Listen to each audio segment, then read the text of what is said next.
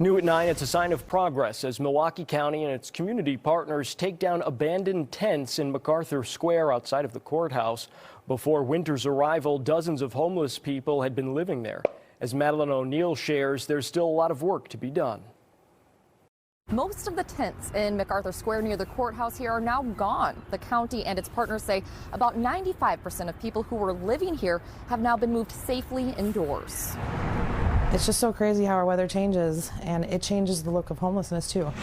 After the empty tents outside the Milwaukee County Courthouse were taken down Friday. This is the basic stuff that people need. Shelley Saracen is looking at the bigger picture. I think it's a great visual that people can be moved indoors and that they do want shelter. From dozens of tents to just a few, Saracen's outreach organization Street Angels was part of a collaborative effort to get people out of the tents and into shelter, about 25 to 30 of them. I am so grateful to the city and the county and everyone who stepped up to make sure that there were spaces for people to go to the shelter. Milwaukee County's Assistant Administrator of Supportive Housing and Homeless Services says since the beginning of the month, the outreach team has worked with community partners to move more than 95% of people living in MacArthur Square to, quote, more safe and stable shelter and permanent housing, and will continue until everyone's inside. Though things look different now, Saracen says MacArthur Square is only part of the picture. Maybe 10% of the homeless, so we still have people outside, and our efforts don't stop. And more work needs to be done to see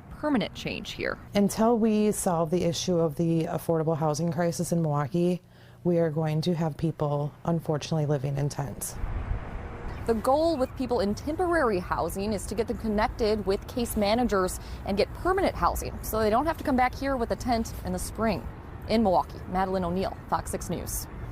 And if you'd like to help Street Angels, they say they update their list of needed donations often. You can find a link on fox6now.com.